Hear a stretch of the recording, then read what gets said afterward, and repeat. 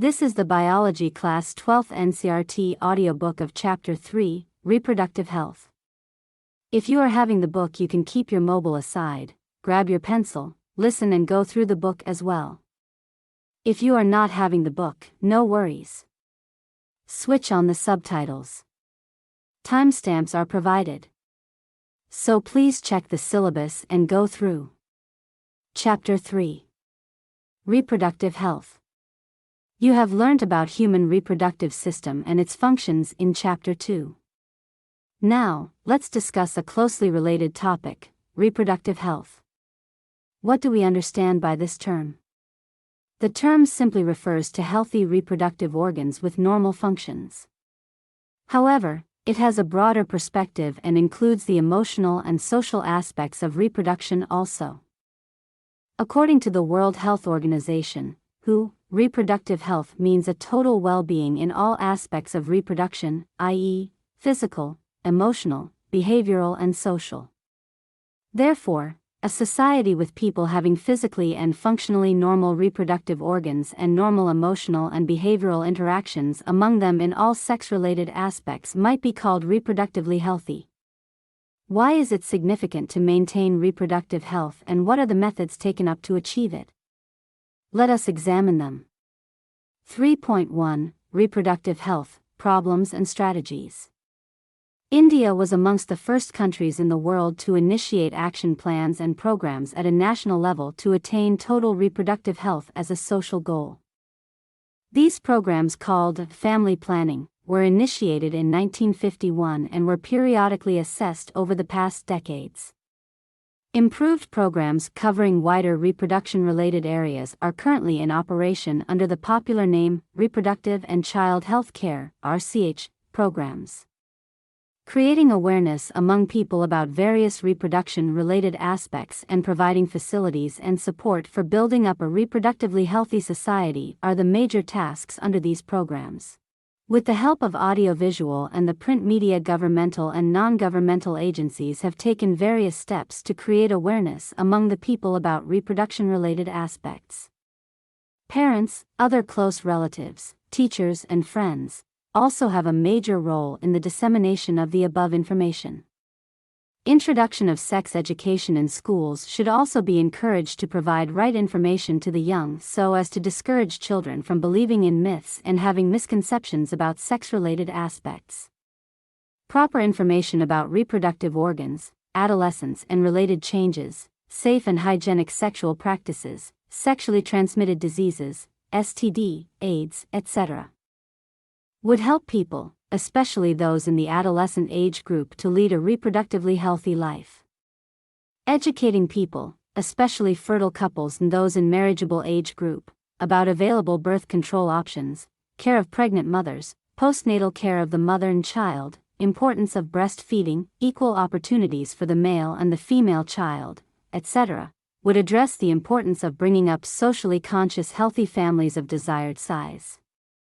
Awareness of problems due to uncontrolled population growth, social evils like sex abuse and sex-related crimes, etc., need to be created to enable people to think and take up necessary steps to prevent them and thereby build up a socially responsible and healthy society.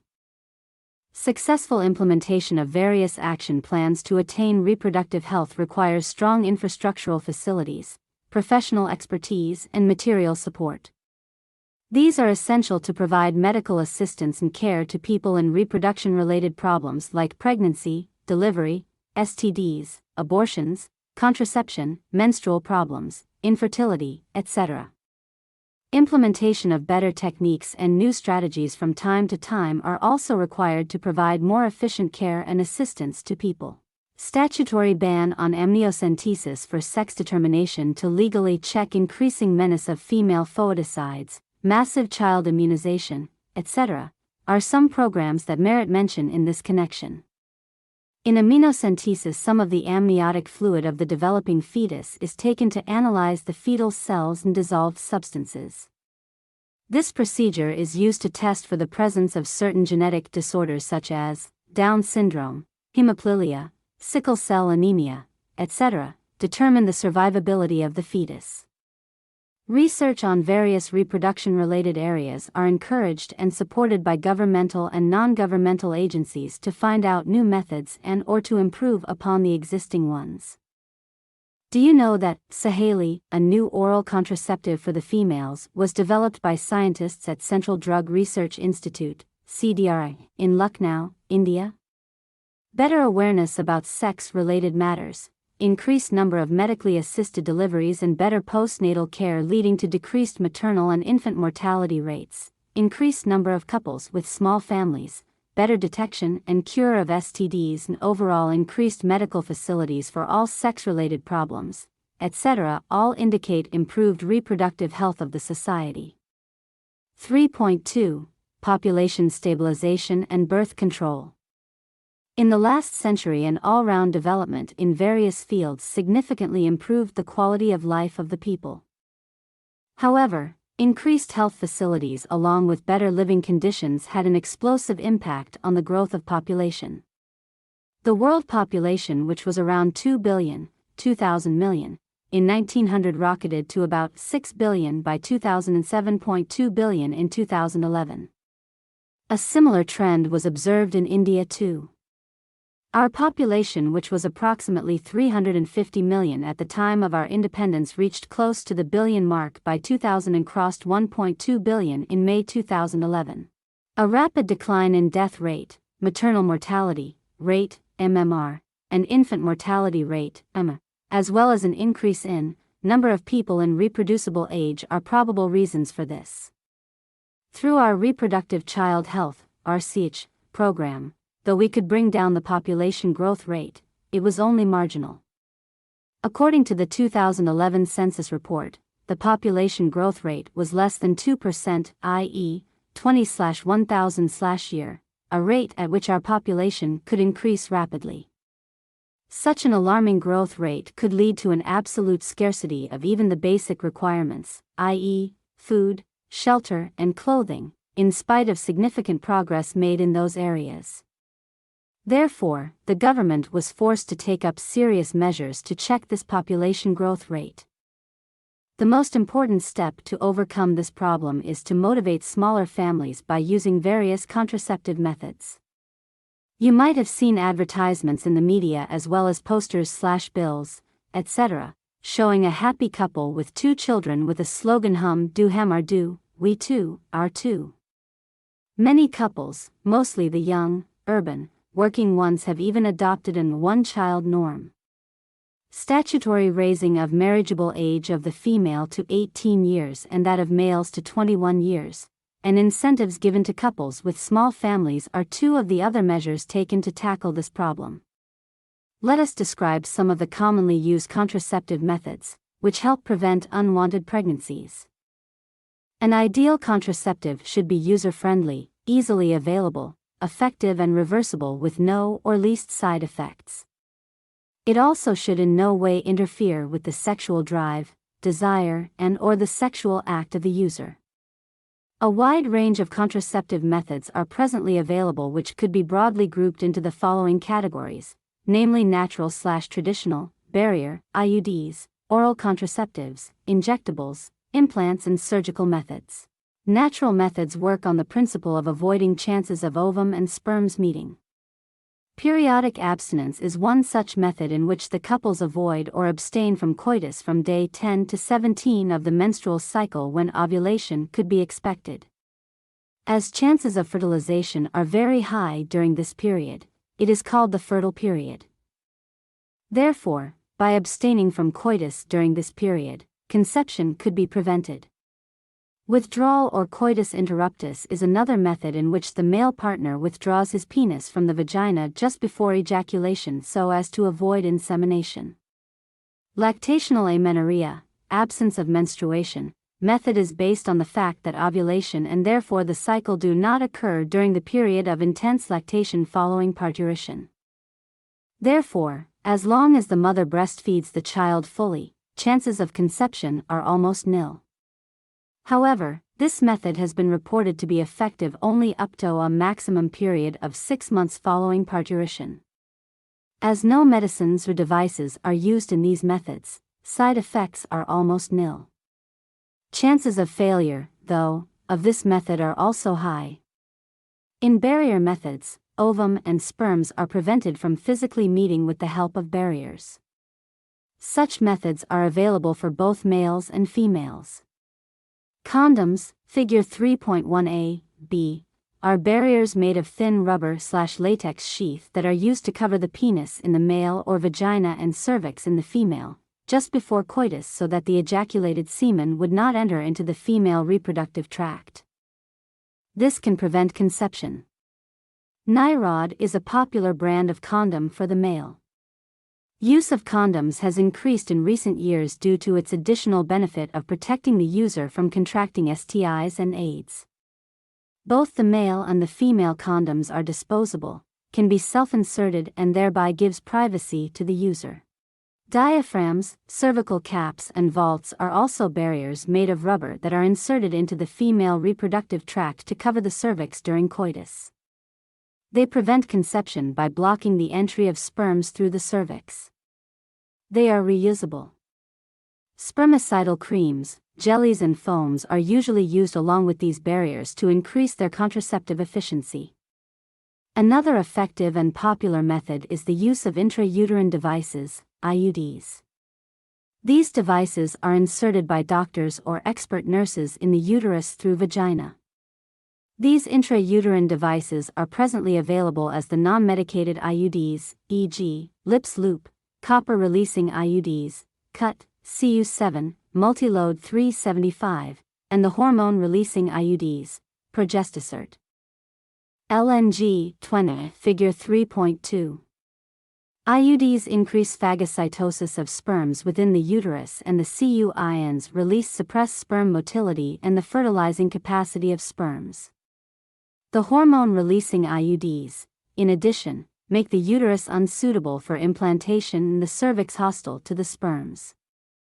IUDs are ideal contraceptives for the females who want to delay pregnancy and/or space children. It is one of most widely accepted methods of contraception in India. Oral administration of small doses of either progestogens or progestogen-estrogen combinations is another contraceptive method used by the females. They are used in the form of tablets and hence are popularly called the pills.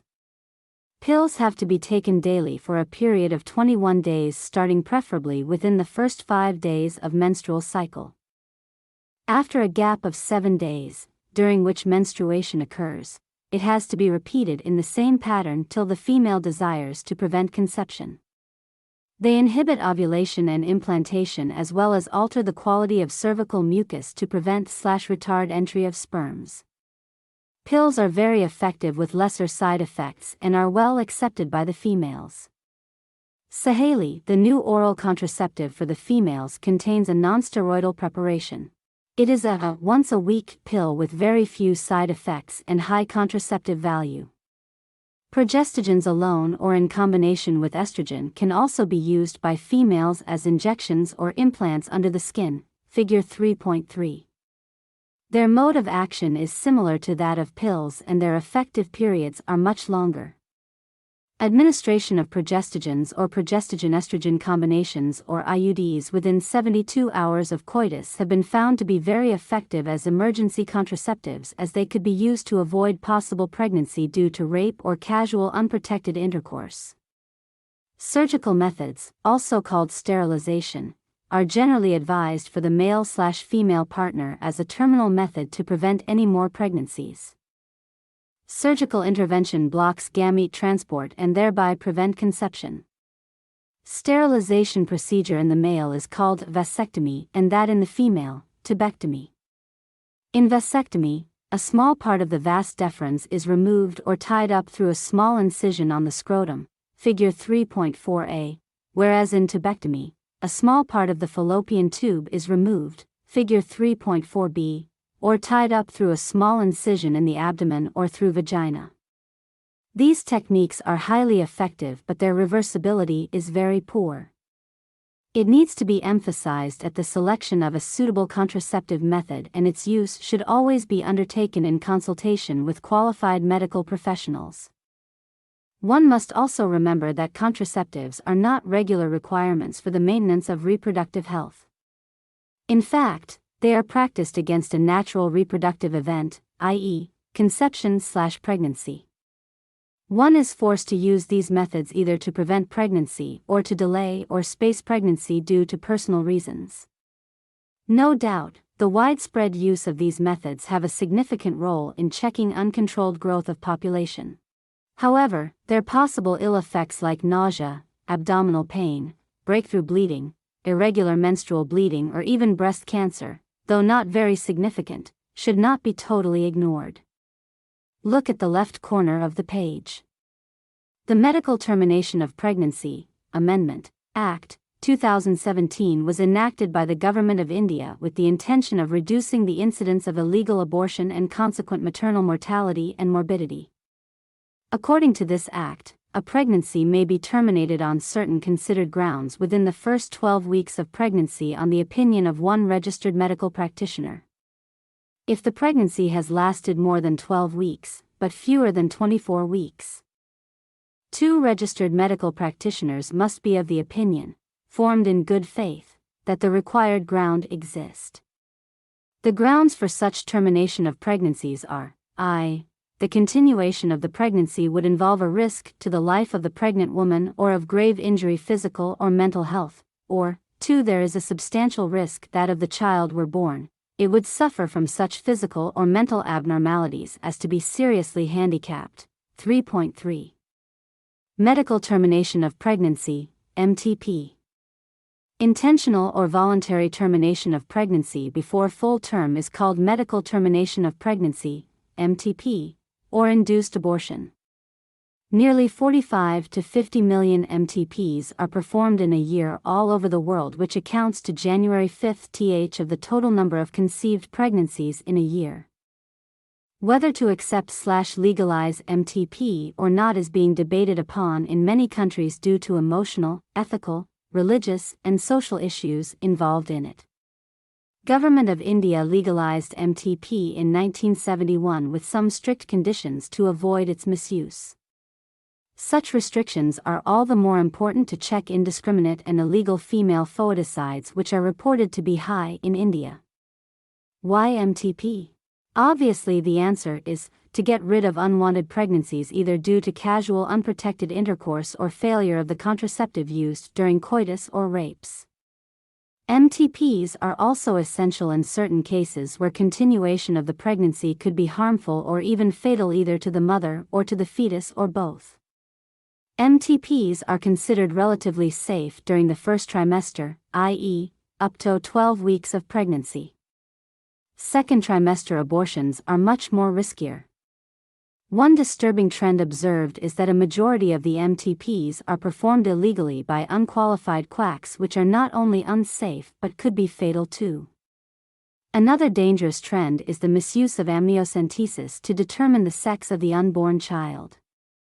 Frequently, if the fetus is found to be female, it is followed by MTP. This is totally against what is legal. Such practices should be avoided because these are dangerous both for the young mother and the fetus. Effective counseling on the need to avoid unprotected coitus and the risk factors involved in illegal abortions, as well as providing more healthcare facilities, could reverse the mentioned unhealthy trend. 3.4. Sexually transmitted infections, STIs. Infections or diseases which are transmitted through sexual intercourse are collectively called sexually transmitted infections, STI, or venereal diseases, VD, or reproductive tract infections, RTI. Gonorrhea, syphilis. Genital herpes, chlamydiasis, genital warts, trichomoniasis, hepatitis B, and of course, the most discussed infection in the recent years, HIV leading to AIDS, are some of the common STIs. Among these, HIV infection is most dangerous and is discussed in detail in Chapter 7. Some of these infections, like hepatitis B and HIV, can also be transmitted by sharing of injection needles, surgical instruments, etc., with infected persons, transfusion of blood, or from an infected mother to the fetus too. Except for hepatitis B, genital herpes, and HIV infections, other diseases are completely curable if detected early and treated properly. Early symptoms of most of these are minor and include itching, fluid discharge, slight pain, swellings, etc., in the genital region. Infected females may often be asymptomatic and hence, may remain undetected for long. Absence or less significant symptoms in the early stages of infection and the social stigma attached to the STIs deter the infected persons from going for timely detection and proper treatment. This could lead to complications later, which include pelvic inflammatory diseases, PID, abortions, stillbirths, ectopic pregnancies, infertility, or even cancer of the reproductive tract. STIs are a major threat to a healthy society. Therefore, prevention or early detection and cure of these diseases are given prime consideration under the reproductive health care programs. Though all persons are vulnerable to these infections, their incidences are reported to be very high among persons in the age group of 15 to 24 years, the age group to which you also belong. There is no reason to panic because prevention is possible. One could be free of these infections by following the simple principles given below. I. Avoid sex with unknown partners/multiple partners. 2. Always try to use condoms during coitus. 3. In case of doubt, one should go to a qualified doctor for early detection and get complete treatment if diagnosed with infection. 3.5. Infertility. A discussion on reproductive health is incomplete without a mention of infertility. A large number of couples all over the world, including India, are infertile, i.e., they are unable to produce children in spite of unprotected sexual cohabitation. The reasons for this could be many: physical, congenital, diseases, drugs, immunological, or even psychological. In India, often the female is blamed for the couple being childless, but more often than not, the problem lies in the male partner. Specialized healthcare units, infertility clinics, etc., could help in diagnosis and corrective treatment of some of these disorders and enable these couples to have children. However, where such corrections are not possible, the couples could be assisted to have children through certain special techniques commonly known as assisted reproductive technologies, ART. In vitro fertilization, IVF, fertilization outside the body in almost similar conditions as that in the body, followed by embryo transfer, ET, is one of such methods. In this method, popularly known as test tube baby program, ova from the wife/donor, female, and sperms from the husband/donor, male, are collected and are induced to form zygote under simulated conditions in the laboratory. The zygote or early embryos, with up to 8 blastomeres, could then be transferred into the fallopian tube, ZFT, zygote intrafallopian transfer, and embryos with more than 8 blastomeres, into the uterus, IUT, intrauterine transfer, to complete its further development. Embryos formed by in vivo fertilization, fusion of gametes within the female, also could be used for such transfer to assist those females who cannot conceive. Transfer of an ovum collected from a donor into the fallopian tube, GIFT, gamete intrafallopian transfer, of another female who cannot produce one, but can provide suitable environment for fertilization and further development, is another method attempted. Intracytoplasmic sperm injection, ICSI, is another specialized procedure to form an embryo in the laboratory in which a sperm is directly injected into the ovum. Infertility cases, either due to inability of the male partner to inseminate the female or due to very low sperm counts in the ejaculates, could be corrected by artificial insemination, AI, technique. In this technique, the semen collected either from the husband or a healthy donor is artificially introduced either into the vagina or into the uterus, IUI, intrauterine insemination, of the female. Though options are many, all these techniques require extremely high precision handling by specialized professionals and expensive instrumentation. Therefore, these facilities are presently available only in very few centers in the country. Obviously, their benefits is affordable to only a limited number of people. Emotional, religious, and social factors are also deterrents in the adoption of these methods. Since the ultimate aim of all these procedures is to have children, in India we have so many orphaned and destitute children who would probably not survive till maturity, unless taken care of.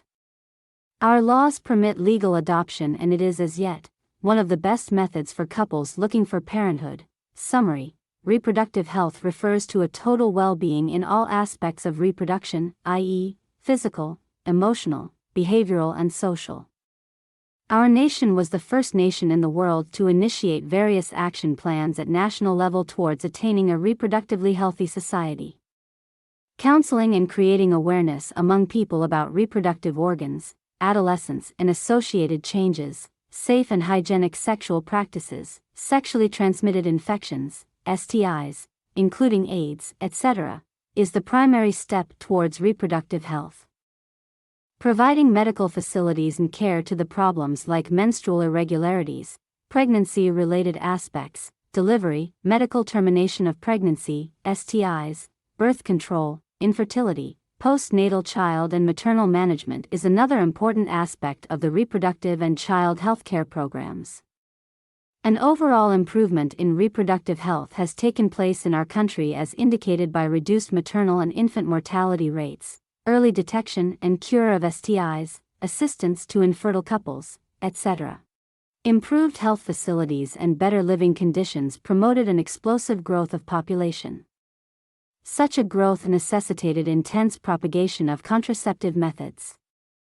Various contraceptive options are available now, such as natural, traditional, barrier, IUDs, pills, injectables, implants and surgical methods. Though contraceptives are not regular requirements for reproductive health, one is forced to use them to avoid pregnancy or to delay or space pregnancy. Medical termination of pregnancy is legalized in our country. MTP is generally performed to get rid of unwanted pregnancy due to rapes, casual relationship, etc., as also in cases when the continuation of pregnancy could be harmful or even fatal to either the mother or the fetus or both. Infections or diseases transmitted through sexual intercourse are called sexually transmitted diseases, STIs. Pelvic inflammatory diseases, PIDs, stillbirth, infertility are some of the complications of them. Early detection facilitate better cure of these diseases. Avoiding sexual intercourse with unknown/multiple partners, use of condoms during coitus are some of the simple precautions to avoid contracting STIs. Inability to conceive or produce children even after 2 years of unprotected sexual cohabitation is called infertility. Various methods are now available to help such couples. In vitro fertilization followed by transfer of embryo into the female genital tract is one such method and is commonly known as the test tube baby program. And here the chapter ends. Hope it was helpful to you. If yes, just for my knowledge, give a thumbs up and like to my video. Okay, I agree dear friend that the syllabus is tough and you feel like you have less time. But trust me, it's just you versus you, and remember at the end whatsoever happens you will win, for sure. And yeah, after this motivating talk, I owe a subscribe and a share from you, so here the order comes up: subscribe, share and go study.